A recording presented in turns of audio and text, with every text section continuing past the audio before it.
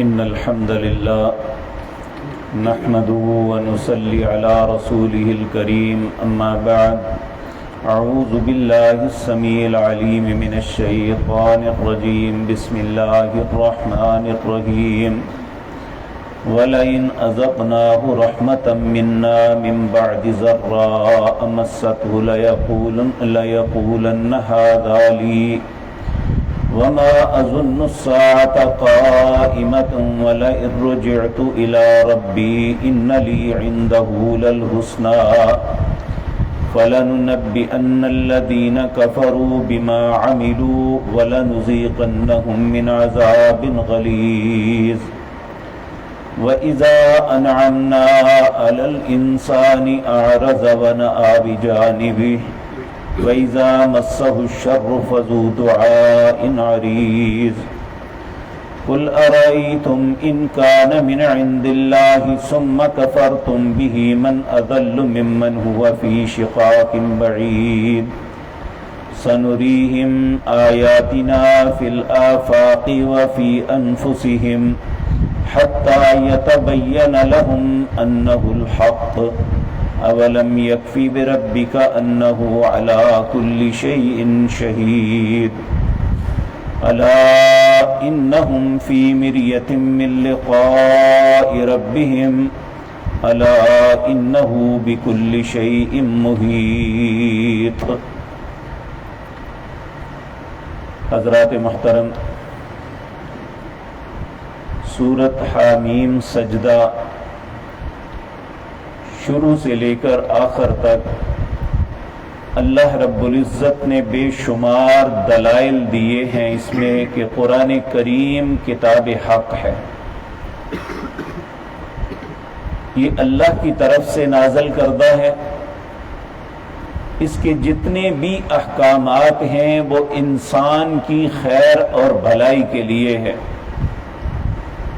جو شخص اس قرآن کو کتاب حق مان کے اس سے گائیڈنس لیتا ہے، اس سے ہدایت کا رستہ لیتا ہے، اس کے مطابق زندگی بسر کرتا ہے، نہ صرف اس کی زندگی آسان ہوتی ہے بلکہ اللہ اس کے انجام کو بھی بہت بہتر کر دیتا ہے۔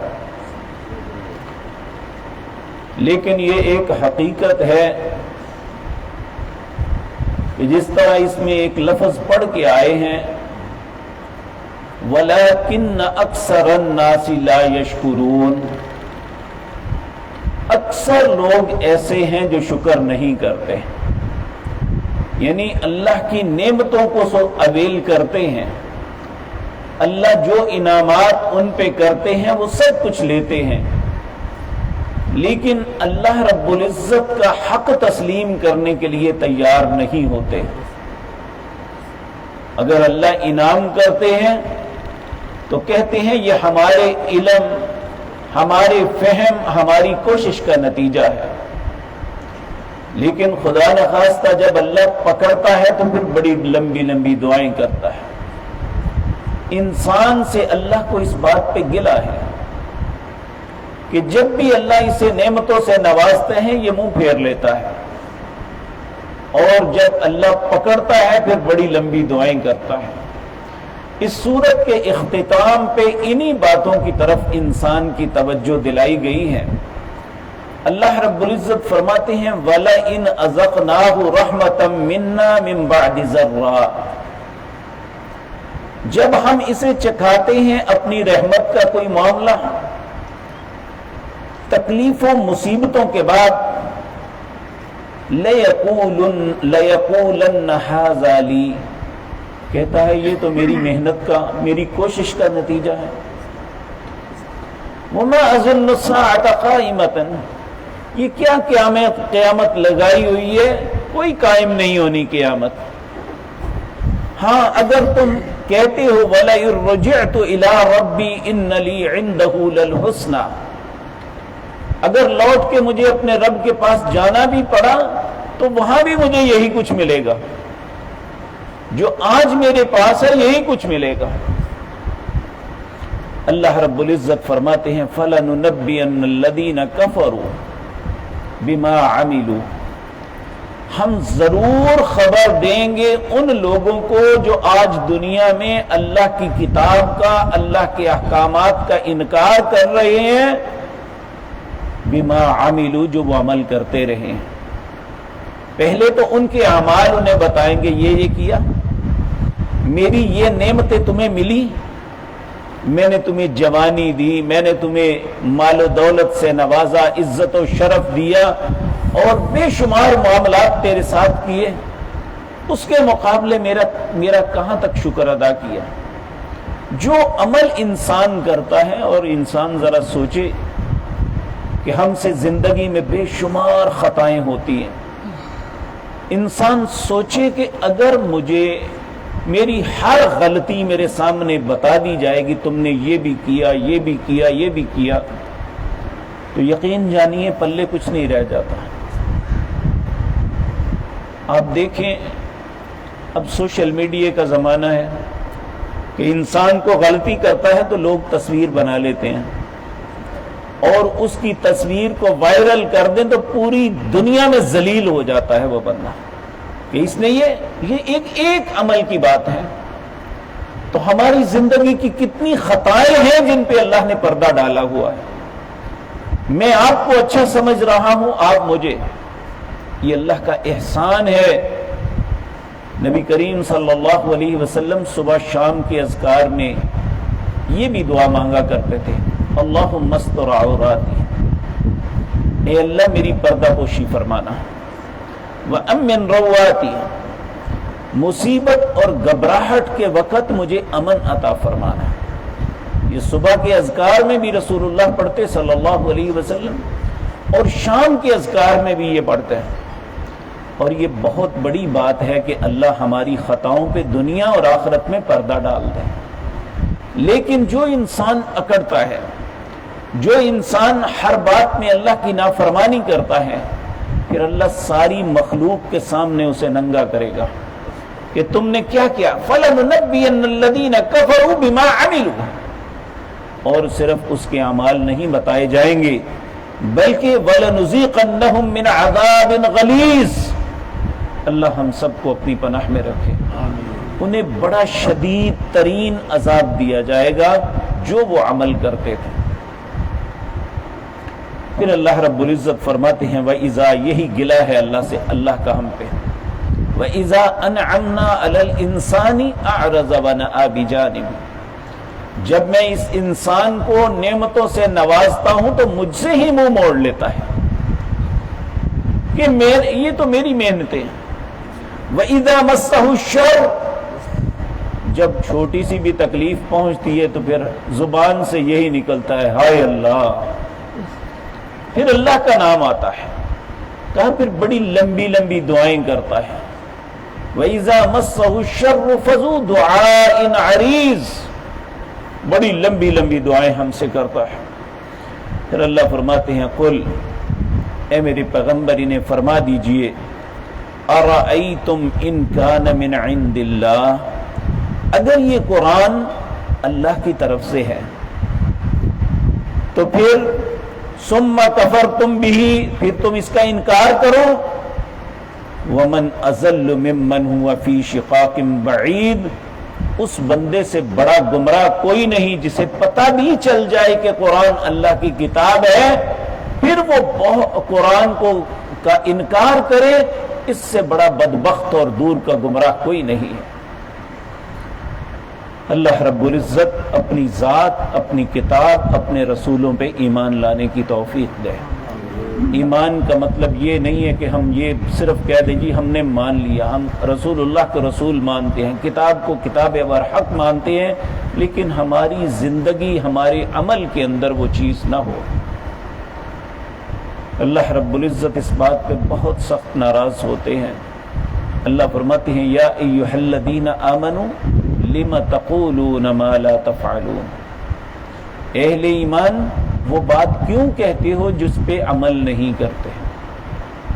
کبر مقتا عند اللہ، اللہ کے نزدیک سب سے بری بات یہ ہے کہ ان تقولوا ما لا تفعلون، تم وہ بات کرو جس پہ عمل ہی نہیں ہے تمہارا۔ تو آج میں اور آپ باتیں ایک دوسرے کو کرتے ہیں، دوسرے کی بہت سی غلطیاں نکالتے ہیں، لیکن جب اپنی ذات پہ نظر پڑے تو ہمارے اندر کچھ بھی نظر نہیں آتا۔ اللہ جو کہتے ہیں اس پہ عمل کی بھی توفیق عطا فرمائے۔ اللہ رب العزت فرماتے ہیں سنریہم آیاتنا فی الآفاق وفی انفسہم، اللہ فرماتے ہیں ان قریب آفاق پہ، یعنی ستاروں، سیاروں، چاند، سورج، میں ان کی ساری بہت سی چیزیں تمہیں دکھاؤں گا۔ وفی انفسہم، جو کچھ اللہ نے تمہارے اندر بنایا ہے اسے بھی دکھائے گا۔ آپ دیکھیں ہر دن نئی ریسرچ آتی ہے، دل پہ ریسرچ آتی ہے، کبھی دماغ پہ آتی ہے۔ ایک مرتبہ ایک بہت بڑے نیورو سرجن تھے، لاہور، فوت ہو گئے، ڈاکٹر بشیر، ان کا ایک ایڈیٹوریل آیا، انہوں نے اس میں لکھا تھا اب تک نہ مجھے وہ فگر یاد نہیں رہی کہ اتنے لاکھ خلیے دماغ کے ہم دریافت کر چکے ہیں، اور یہ جو اللہ نے دماغ کے اندر خلیے بنائے ہوئے ہیں اس کا لاکھواں یا کروڑواں حصہ بھی نہیں ہے۔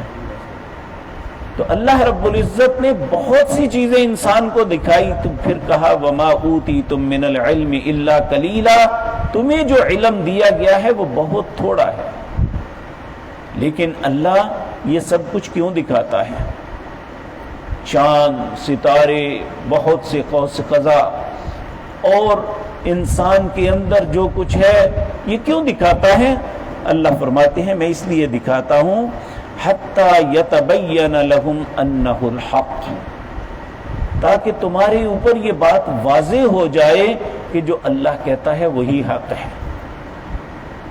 اولم یکفی بربک انہ علی کل شیء شہید، اولم یکفی بربک، کیا تیرا رب کافی نہیں ہے؟ اور وہ ہر چیز پہ گواہ ہے۔ میرے بھائیوں، بہت سی ہماری زندگی کے اعمال جو ہم بھول چکے ہیں لیکن اللہ کو یاد ہے۔ نبی کریم صلی اللہ علیہ وسلم ایک دعا مانگتے، اللہم اغفر لنا ما قدمنا وما اخرنا وما اسررنا وما اعلنا وما انت اعلم به منا، اے اللہ میں پہلے جو کچھ کر چکا ہوں وہ بھی معاف کر دے، یا آئندہ کرنے والا ہوں وہ بھی معاف کر دے۔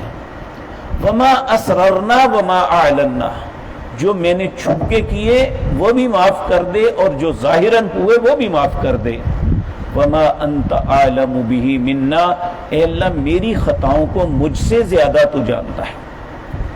اور یہ بات یاد رکھیں، ہم بھول جاتے ہیں، چند دن کے بعد جو غلطی ہوتی ہے وہ بھول جاتے ہیں، اس پہ انسان کو توبہ کرنی بھی یاد نہیں رہتی، لیکن اللہ ہماری زندگی کے کسی عمل کو نہیں بھولتا۔ آپ سورۃ زلزال کی آخری آیات میں پڑھتے ہیں فَمَن يَعْمَلْ مِثْقَالَ ذَرَّةٍ خَيْرًا يَرَهُ وَمَن يَعْمَلْ مِثْقَالَ ذَرَّةٍ شَرًّا يَرَهُ، انسان نے اگر ذرے کے برابر، ذرہ وہ ہے جو خوردبین سے نظر آتا ہے، اتنا ہے کہ وہ فضا میں کروڑوں ذرے جو ہے اڑ رہے ہیں لیکن ہمیں نظر نہیں آ رہے، وہ اتنا باریک ذرہ اس جتنا بھی اچھا عمل ہے اللہ اسے بھی لے آئے گا، اگر خدا نخواستہ برا ہے تو اسے بھی لے آئے گا۔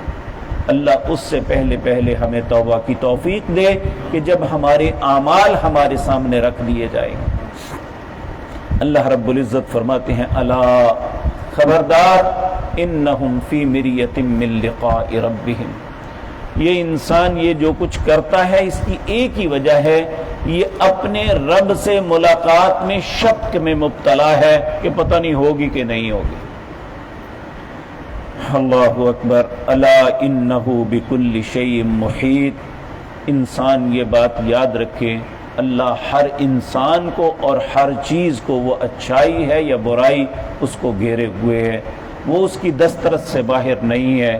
الحمدللہ اللہ کی توفیق سے سورۃ حامیم سجدہ ختم ہوئی، اور اس میں ان دلائل کو مد نظر رکھتے ہوئے ہر انسان کو چاہیے کہ اللہ کی اس کتاب کو اگر وہ برحق مانتا ہے تو پھر اس پہ عمل کی بھی کوشش کرے، اسے سمجھنے کی کوشش کرے۔ اللہ رب العزت ہمیں اپنی کتاب سے محبت عطا فرمائے، کیونکہ انسان جس چیز سے محبت کرتا ہے پھر اس کی بات بھی مانتا ہے۔ اللہ ہمیں ہمارے دلوں میں اپنی کتاب کی محبت ڈال دے اور ہمیں اس پہ عمل کی توفیق عطا فرمائے، تاکہ دنیا اور آخرت کی ذلت سے ہم سب بچ جائیں۔ اللہ نے زندگی اور توفیق دی تو سورۃ شعراء شروع کریں گے۔ اقول قولی ھذا واستغفر اللہ لی ولکم۔